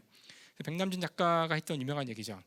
사이버네틱화된 삶에 의해서 야기된 어떤 좌절감. 지금 우리가 이런 모든 인공지능 이런 것 때문에 좌절을 느끼게 되는데 이때 우리에게 필요한 거는 사이버네틱화된 충격과 카타르시스라는 거예요.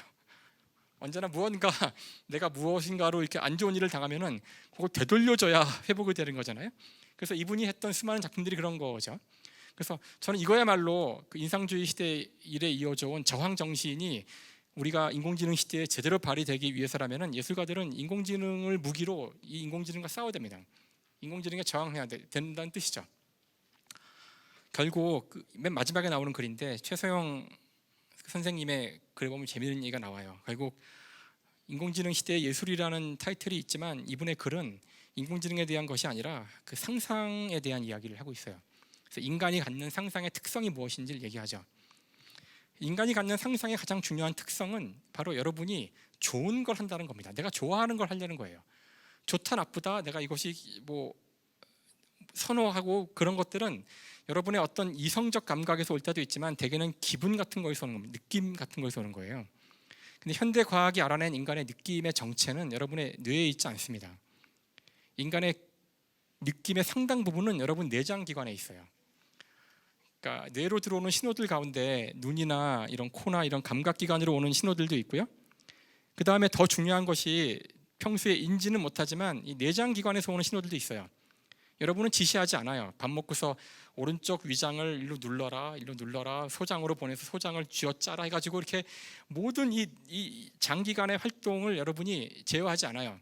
자동 제어됩니다. 자동 제어되지만 여기 수많은 뉴런들이 있거든요. 뇌만큼이나 자동 제어되고 있지만 상태 보고를 항상 받아야 돼요. 아프거나 문제가 생기면 알아지잖아요. 끝없이 올라오는데 여기서 올라온 신호는 어디로 갈까요? 눈으로 본 거는 시각으로 오고 들은 거는 청각으로 오는데 내장 기관에서 막대한 양의 정보들이 올라오는데 여러분 상태에 대한 정보죠. 그거를 뇌에서는 어떻게 판단하냐면은 그걸 느낌이라 그래요. 혹시 장이 안 좋으신 분이 있으면은 평소에 느낌이 항상 안 좋아서 기분이 좋지 않아요. 성격도 안 좋아집니다. 그러니까 그 사람 잘못이 아니에요. 그게 우리 느낌인데 느낌의 가장 중요한 파트가 우리 내장 기관에서 오는 데이터들이거든요.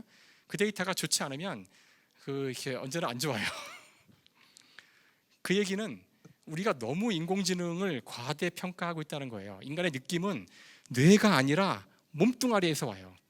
비로소 이제 우리가 인간의 몸뚱아리의 중요성을 계몽주의 이래로 완전히 간과해왔던 인간의 육체성을 다시 봐야 할 때가 온 거란 뜻이죠.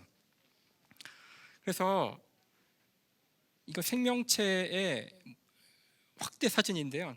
세포들이 원자로 되어 있다는 걸 보여주는 거예요. 아마 그냥 보시면은 아름다운 그림이나 하실 수 있는데요. 우리 세포거든요. 여러분 몸도 세포로 되어 있고 지구상의 모든 생명체는 세포로 되어 있죠. 그래서 이렇게 다 세포로 되어 있는 존재죠. 생명체는 죽어 있는 이 여기 있는 저 의자 같은 것도 세포는 아니지만 원자로 되어 있어요. 그래서 언제나 물리학자들이 세상 모든 것, 살아있거나 죽어있는 모든 것이 이런 원자로 되어 있다라고 얘기하면서 모든 것을 원자로 이해하려는 그런 노력을 해왔거든요. 물리학자들은. 여러분이 아마 들어보셨을 거예요. 모든 것은 원자로 되어 있다. 이것으로 다 설명할 수 있으면 좋을 텐데 우리가 이것을 이제 원자 환원주의라 그럽니다. 절대로 이렇게 안 돼요. 원자 하나를 이해한다고 해서 세포를 이해할 수 없고, 내 몸의 세포를 안다고 해서 김상옥을 이해할 수 없고요. 김상옥을 이해한다고 해서 대한민국을 이해할 수 없습니다.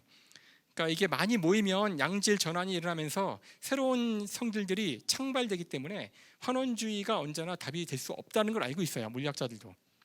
그런데 여러분이 요즘에 인공지능을 가지고 걱정할 때 항상 제가 이상하게 생각하는 것이, 모든 것이 정보로 되어 있다는 말을 아까 제가 그 책에서도 수없이 많이 봤어요. 이것도 정보고 저것도 정보니까 이것 다시 모든 것은 정보이다. 이제 인공지능이 정보 처리를 통해서 무엇을 하니까 모든 걸 다 할 수 있는 것과 다름없다라고 이야기하는데, 저는 그게 딱딱 걸려요. 언제나. 왜 우리는 원자 환원주의에는 그런 엄청난 반감을 느끼면서, 물리 환원주의 싫어하시잖아요. 생물학 환원주의, 왜 우리는 정보 환원주의에 이렇게 열광하고 있을까요? 잘 몰라서 그래요. 모든 것은 정보로 환원되지 않아요. 모든 것이 원자로 환원되지 않듯이, 모든 것이 물리학으로 환원되지 않듯이 모든 것이 정보로 환원될 수 없어요. 왜냐하면은 정보를 처리하는 기계, 첫 번째로 그 기계를 제시한 사람이 앨런 튜링이고요. 튜링 머신은 한 번에 하나씩 이런 숫자들을 처리해서 결과를 내놓는 기계입니다. 우리가 이 기계를 컴퓨터라 그래요. 이거를 그대로 기계를 만든 게 컴퓨터죠. 인공지능도 마찬가지예요. 0과 1로 되어 있는 신호들이 들어가서 알고리즘 파트가 다르지만 그걸 다시 0과 1의 신호를 내보내는 게 바로 우리가 갖고 있는 기계들이죠. 그 정보 처리 기계입니다. 하지만 이 정보 처리 기계는 그냥 어떤 인풋이 들어오면은 아웃풋을 내놓고 있어요. 컴퓨터가 의미를 알고 있을까요? 컴퓨터야, 저 오른쪽에 있는 저 물건, 저 스피커를 켜줘. 그러면 켜줄 텐데 제 말을 이해해서 하는 걸까요? 그게 아니고 약속되어 있는 CPU에 있는 리스트에 따라서 명령을 수행하는 것 뿐입니다. 근데 여러분이 기계에 대해서는 그런 생각을 쉽게 할 수 있는데요. 사실 여러분 자신이 기계라고 생각할 수도 있거든요. 우리 인간은 1000억 개 정도의 뇌세포가 모여서 만들어진 좀 더 복잡한 기계인데요. 여기도 역시 0과 1의 신호들이 왔다 갔다 하고 있어요. 제가 하는 일은 여러분이 하는 말을 들어서 귀로 들어가죠. 신호를 받아서 뇌에서 뭔가를 검색한 다음에 결과를 내놓는 그런 기계예요. 컴퓨터는 의미를 몰라도 모든 정보를 처리할 수 있습니다. 여러분이 의미를 안다고 생각하는 건 여러분 생각이죠. 실제 컴퓨터한테는 0과 1밖에 없어요. 의미를 모릅니다. 우리가 하는 것도 의미가 없는 거일 수 있어요. 만약 외계인이 와서 우리가 서로 얘기하고 주고받는 행위를 보고 있으면은 도대체 뭐 하는 건지 모를 겁니다. 그러니까 사실 정보가 전부가 아닌 이유가 뭐냐면은 바로 정보에는 의미가 없다는 것이 바로 정보과학에서 가장 중요한 거예요. 정보에 의미가 없어요. 의미가 없기 때문에 컴퓨터가 할 수 있습니다. 컴퓨터가 의미를 이해해야지만 정보 처리를 했으면 지금도 컴퓨터 못 만들었어요. 필요한 것은 작업 리스트만 있으면 돼요. 알고리즘만 있으면 돼요. 인간이 하는 것은 그것과 다르다는 인간의 오래된 오만이죠. 우린 다르다는. 그게 아니라는 걸 말해주는 게 인공지능이고, 지금 챗 GPT는 인간의 언어가 얼마나 쉽게 구현될 수 있는지를 보여주는 거거든요.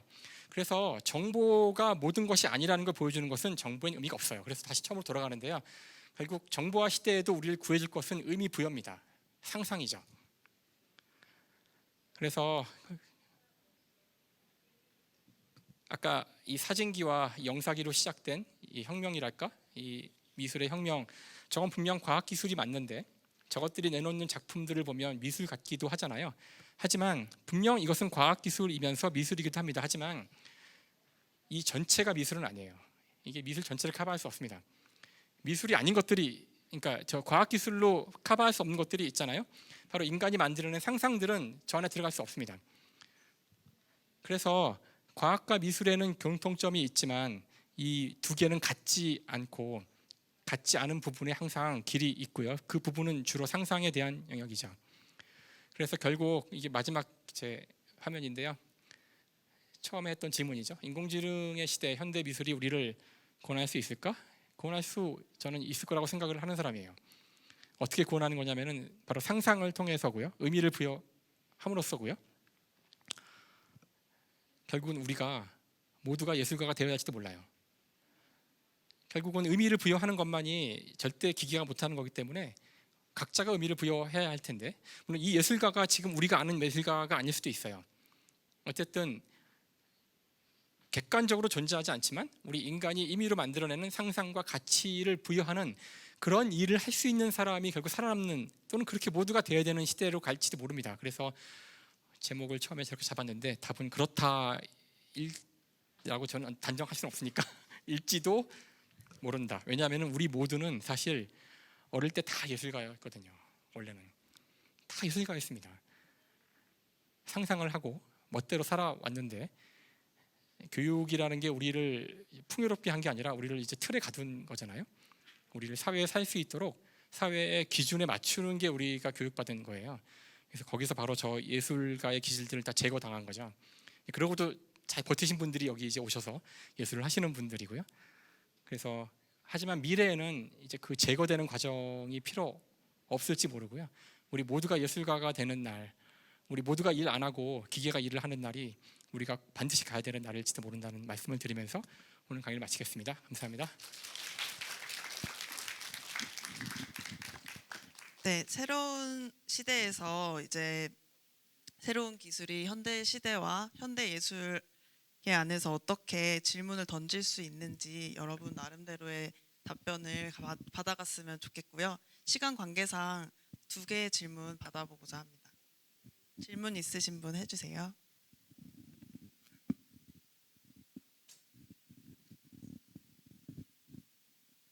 네.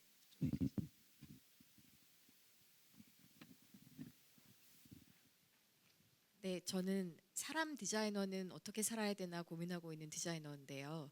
사실 상상력이 중요하다라는 얘기들을 많이 나누고는 있는데 점차 잃어버리고 있는 것 같다라는 두려움도 있는 것 같거든요. 그러면 어떻게 상상력을 되찾을 수 있을지, 혹은 AI가 인간의 상상력을 더 북돋아 줄 수 있을지라는 부분에 대해서 교수님의 의견이 궁금합니다. 상상력을 어떻게 되찾냐고요? 글쎄요. 그러니까 상상력이라는 것이 무엇인지도 사실 정의하기가 대단히 어렵잖아요. 아까 제가 마지막 보여드린 그 책에서 그 최소영 그 선생님이 인간의 상상력이란 무엇인가에 대해서 한참 동안 논의를 펴거든요. 아마 지금이야말로 우리가 이제 인간의 상상력이 뭔지를 깊게 생각을 해봐야 되는데, 그 논의는 보니까 결국은 신화 시대까지 가더라고요. 그러니까 이제 인간의 본성이 무엇인가로 가는 거예요. 그 이야기의 핵심이 결국은 그 상상의 원조는 아주 깊이 들어가야 되는데, 그러니까 어떤 이성과 합리에서 나오는 게 아니기 때문에, 물론 그런 것에서 약간의 정보를 얻을 수도 있겠지만 더 근본적으로는 그런 것과 상관없이 나오는 거기 때문에 그 근대 이전으로 가서 인간이 갖는 어떤 인간만의 본성, 근데 그런 것에 대해서는 사실 주로 그 진화 심리학에서는 인간의 어떤 아주 초창기 선사 시대의 인간의 모습이 갖고 있었던 것들, 인간의 본능이죠. 사실 인간의 아주 되게 추악할 수도 있는 그런 본능들, 그다음에 신화에 나오는 이야기들, 그런 것들 속에서 상상의 원형을 찾아야 한다고 하는 거였어요. 저도 무슨 말인지 모르겠어요. 근데 아무튼 그 상상력을 어떻게 키우는지 저도 잘 모르겠는데 여기서 이야기하는 상상이란 것은 우리가 어떤 그 의미를 결국 이 상상을 하는 이유가 뭐냐면은 결국 인간의 의미 부여가 가장 중요하기 때문에, 인간이 뭐 기계와 경쟁을 해서 거기에 물론 의미를 부여할 수도 있겠지만 그런 의미를 부여하면 안 된다는 거예요. 예를 들어서 뭐 기계와 나 인간이 누가 더 빨리 뛰는지 이런 걸 경쟁을 해서 의미를 부여하는 순간 우리는 전부 다 도태되겠죠. 이럴 때 오히려 어떻게 문제를 해결되냐면은, 기계는 인간보다 빠르지만, 자동차는 인간보다 빠르지만 우리는 100m 달리기를 뛸 거고 아무 의미 없죠. 사실 그냥 인간이 만든 기계가 훨씬 빨리 뛰는데, 근데 인간끼리 뛸 거고 선을 걷고 이만큼 평평한 땅에서 뛴 다음에 거기서 제일 빨리 뛴 사람한테 금메달이라는 걸 목에 걸어줄 텐데 그 사람은 평생 먹고 살 연금을 줄 거야. 이게 무슨 의미가 있냐고요? 우린 그냥 그럴 거야. 그렇게 함으로써 더 빨리 뛰는 기회가 있지만 더 빨리 뛰는 인간들에게 보상을 해주고 그들이 더 빨리 뛰려고 노력하는 것을 북돋아 줄 수 있잖아요. 물론 여기서 다시 무슨 의미가 있지? 자동차가 있는데 이러면 아무 소용 없는 거죠. 의미가 있기로 하면 되는 거예요. 그런 말을 하고 싶었던 거예요. 그러니까 지금도 인공지능이 앞으로 점점 더 우리보다 더 잘할 텐데 뭐든지 간에 그러니까 우리가 잘할 수 있는 것 때로는 똑같은 일을 하더라도 인간의 일에 더 의미를 부여해야 되고요. 내지는 조금만 다르게 인간이 할 수 있는 일이라면 더 많은 의미를 부여한다든가 그렇게 하는 것만이 인간이 살아남을 수 있는 거라고 생각해요. 물론 먼 미래에 진짜 인공지능이 우리와 거의 비슷한 어떤 레벨에 도달을 해서 특이점이라고 얘기하는 순간인데요. 그쯤 되면 저는 사실 그때는 인공지능을 동등한 파트너로 대화를 지금 우리의 논의는 다 이제 무효되는 거고요. 새로운 뭐 우주인을 만났거나 새로운 민족을 만난 거죠. 새로 관계 정립을 통해서 그들과 우리가 공동으로 할 수 있는 예술을 하거나 공동으로 할 수 있는 정치 체계를 만들어야 되겠죠. 근데 그 날이 언제 올지 모르고 올지도 알 수 없는데 많은 전문가들은 거의 안 올 거라고 얘기를 하고 있는데 쉽지 않을 거라고요. 얘가 길어져요. 어쨌든 왜냐하면 그 욕심이 먼저 있어야 되고 인간같이 되려면 욕심은 기본적으로 소프트웨어가 하는 것이 아니라 육체가 필요해요. 여러분이 왜 욕심을 갖냐면은 제한된 그 자원 때문에 그렇거든요. 자원이 무한하면 욕심이 있을 필요가 없어요. 그래서 일단 인공지능이 욕심을 가지려면 몸뚱아리가 필요해요. 몸뚱아리가. 그러니까 제한된 자원을 놓고 싸우는 상황이 돼야 욕심이 생길 텐데 아직은 그 무한한 사이버 스페이스를 갖고 있기 때문에 필요하면은 메모리만 붙이면 되는데 그래서 뭐 당분간은 알 수 없는데 어쨌든 인간과 비슷한 그런 게 나온다면은 그때는 새로운 관계 정립이 필요하겠죠.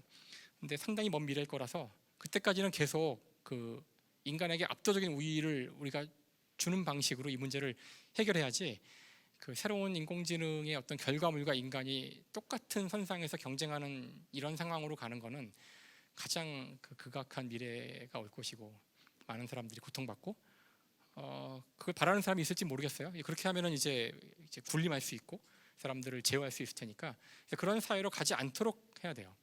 그러니까 없어지는 직업들이 나올 때마다 안 됐다 고소하다 이럴 게 아니라 어떻게 하면 저 사람들을 도울 수 있을까?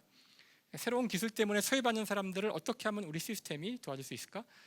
그다음에 새로운 기술 때문에 돈을 버는 저 사람들한테 돈을 뜯어내 가지고 그것 때문에 피해를 받는 사람들을 도와주는 시스템이 구축이 돼야 돼요. 이렇게 하지 않으면 이제 우리 모두 다 끝없이 기계와 경쟁하면서 하나둘씩 도태돼 가겠죠. 그렇게 하지 않아도 된다는 이미 수많은 역사의 전례가 있거든요. 이미 인간이 그렇게 문제를 해결해 왔기 때문에. 근데 이거를 좀 더 현명하게 해결할 필요는 있을 것 같아요. 그러니까 가짜 노동은 그만 만들어야 되고요. 그 일이 필요 없다면 과감하게 하지 않고 놀아야 돼요. 이제는 정말 놀아야 될 때가 온 거예요. 우리가 정말로 노는 것에 대한 거부감을 더 줄이고 노는 시간, 그러니까 논다는 것은 생산을 하지 않는다는 뜻이지 뭐 미술을 한다거나 음악을 할 수 있어요. 각자가 자신이 의미를 두는 일을 하는 그 시간을 더 갖도록 해야 된다는 뜻이고 하기 싫지만 이 사회를 굴러가게 하기 위해서 해야 되는 그런 노동의 양을 줄이는 것이 사회를 위해 좋다는 공감대가 생겨야 한다는 뜻이죠. 그런 공감대가 없으면은 자꾸 우리는 이런 사회에서 계속 8시간 일을 하려고 할 거고 그러면 더 쓸데없는 일을 만들어낼 거예요. 어떡하든 일을 만들어낼 겁니다. 사실 파워포인트 만들어졌으면은 좀 잠자고 놀아야 되는데 파워포인트 하느냐고 밤새고 그래요. 챗 GPT가 나오면은 좀 놀아야 되는데 챗 GPT를 이용해서 더 멋있는 프레젠테이션을 만들려고 할 거 아니에요. 왜 우리는 일하는 시간을 고정시켜 놓고 새로운 기술로 이 안에서 또 복잡한 경쟁을 만들어낼까요? 이제 챗 GPT 나왔으니까 검색하는 시간 줄이고 우리 2시간씩 줄입시다로 얘기가 나와야 돼요. 왜 우리는 그걸 못할까요? 이 답은 이미 한 거예요. 100년 전에 한 겁니다. 러셀이 한 겁니다. 게으름에 대한 찬양. 이젠 우리가 놀아야 되고요. 이제 노는 것의 의미에 대해서 이제 진지하게 논의를. 그게 바로 예술 아닌가요? 예술이 노는 거 아닌가요, 원래? 즐겁게 노는 거잖아요. 원래 인류가 하던 거예요. 오랫동안 아이들이 하던 거고요. 그러니까 그걸 우리가 망각한 거죠. 라고 생각해요, 저는. 제 생각입니다, 제 생각. 네, 질문 주세요. 순수미술계에서 계속 종사하는 사람으로서 요즘에 AI 기술에 대해서 상당히 많은 사람들이 이야기하는 것들을 아주 조금밖에 못 들었습니다. 근데 오늘 강연을 통해서 정말 많은 것을 알게 되어서 너무 기쁘고요.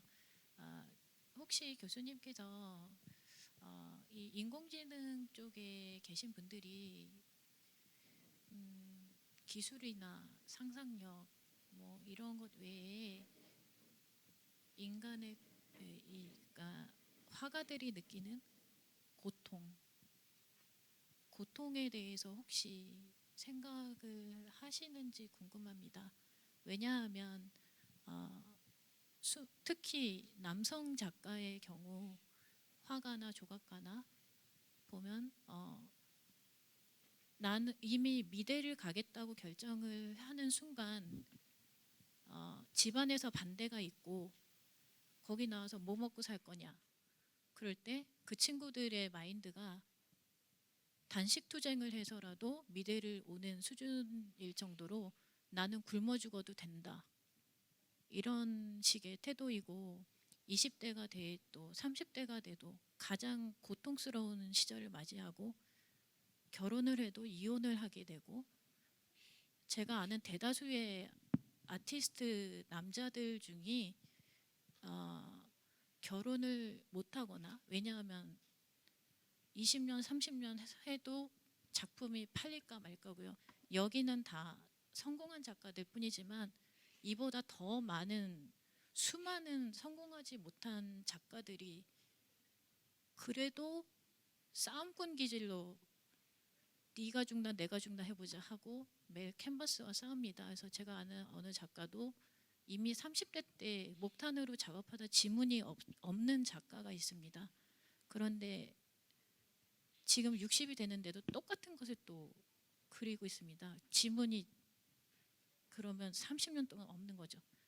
네, 그런 고통을 기계가 어떻게 이해할 수 있는지 인공지능 하시는 과학자 선생님께서는 그런 것들을 고려하시는지 궁금합니다. 일단 제가 너무 지금 얘기하기가 답하기가 어려운 주제인 것 같긴 한데 예술계 계신 분들의 어려움이라든가 이런 건 제가 잘 자세히 알지 못하기 때문에 근데 일단 질문하신 거에서 하나만 포커스를 해보면 그러니까 고통을 느끼는 인공지능 뭐 그런 게 가능할까 뭐 이런 질문으로 이해하면 될까요? 그런 거를 추구할 것 같지는 않은데 왜 추구하지 않을 거냐면은 그런 걸 느끼지 않아야지만 작업 효율을 높일 수 있는 원래 인공지능이나 기계를 사용하는 이유가 이들이 불평불만 없이 그런 고통 없이 일을 수행하기 때문에 그게 가장 큰 메리트이긴 한데요. 물론 우리가 디자인을 해서 그런 걸 굳이 넣어주고 싶다면은 고민을 해볼 수는 있겠지만 아직까지는 이제 그런 게 없다는 게 중요한 장점이잖아요. 근데 저도 물론 전문가는 아니지만 아까 이제 그 인공지능이 인간의 상상이나 인간의 어떤 이런 느낌을 따라할 수 있을까에 대한 논의가 아까 그런 책에 좀 나오거든요. 근데 인간의 느낌이나 그러니까 인간의 고통의 가장 근원이 어디 있다고 아까 제가 인간의 상상의 본성이 무엇인가를 추구하는 여러 철학자들의 책이나 그런 데서는 뭐라고 답을 내리고 있냐면은 그 근원이 죽음이래요. 고통의 근원이 죽음에 있다고. 그러니까 유한하기 때문에 우리가 뭐가 안 됐을 때 고통스럽고 막 안타까워하고 이러는 거지. 사랑이 안 이루어지면 사실 안 죽으면 세상에 슬플 일도 없고 기쁠 일도 없어요. 지금 안 되면 뭐 1000만 년 뒤에 되겠죠. 계속 하다 보면은 뭐 55억 년 뒤에 그러니까 이게 죽음이 있다는 게 우리의 모든 기쁨과 고통의 근원이라고 하더라고요. 근데 중요한 거는 기계에는 사실은 죽음이 없어요. 물론 이게 죽일 수는 있죠. 그러니까 그 예정돼 있는 절대 피할 수 없는 그 소멸이라는 것이 원래 없거든요. 그러니까 소프트웨어는 그러니까 우리 인간도 지금 그래서 우리가 죽기 전에 그 뇌에 이걸 다 떠가지고 이거를 컴퓨터에 집어넣으면은 영생하는 것이냐 이런 논의도 하잖아요. 그러니까 이미 이렇게 돼 있는 기계 소프트웨어 입장에서는 전원만 계속 전기만 공급이 되면 죽지 않거든요. 그래서 이제 고통을 납득시키기가 어려운 것이 이제 죽음을 모르는 존재에게 고통을 이해시킨다는 것이 무엇인가. 그래서 그런 것들은 절대 기계가 할 수 없을 거다라는 게 아까 제가 봤던 참고 문헌들의 주장이에요. 그러니까 이건 이제 이 질문에 대한 답을 하기 위해서 인간의 그 상상이나 인간의 느낌의 근원까지 갖고 그 근원에 대한 여러 철학자들의 공통적인 답이 죽음에 있다라는 거였고, 근데 죽음은 그 기계가 갖고 있지 않기 때문에 이해할 수 없을 거라는 거였죠. 그래서 아마 쉽지는 않을 거라고 생각해요. 그러니까 물론 죽음을 느끼면서 얘가 그 고통스러운 척 할 수는 있겠지만 그건 이제 그냥 프리텐드 하는 거죠. 그러니까 우리가 직면한 것과는 다르죠. 이해했습니다. 그러니까 좀 메커니즘이 다른 것 같습니다. 인간은 그러니까 미술사를 보면은 대다수의 그 업적을 이룬 이들이 뭐 주로 자살을 선택했거나 아니면 상당한 고통을 겪었던 이들이었기 때문에 사실 예술가들은 뭐 기쁨을 느끼고 뭐 여색을 밝히고 뭐 술 좋아하고 이런 것은 뭐 기본으로 DNA는 타고나는 사람들이지만 결국 최고의 작품이 나오는 순간은 많은 예술가들이 최고의 걸작이 나오는 순간이 바로 가장 고통스러울 때 그것이 나오기 때문에 일종의 변태들이 저희 같은 그런 거라서요. 질문하고 강연 주제하고 조금 관련 있는 질문 쪽으로 요청을 드렸었는데 저희가 지금 시간 관계상 더 이상 질문을 받을 수는 없을 것 같고요. 저희 현대 그 인공지능의 시대에 현대미술이 우리를 구원할까에 대한 이제 인공지능이 현대예술의 의미를 오히려 되살려 보는 그런 계기가 될 수 있을 거라고도 생각을 하고요. 저희 아트부산이 준비한 부스는 A1에서 챗도슨트하고 달리2 기능을 활용한 그런 부스를 준비했으니까 1홀에서 많이 참여해 주셨으면 좋겠습니다. 김성학 교수님 오늘 참여해 주셔서 감사한 말씀 드리겠습니다. 네, 감사합니다. 감사합니다.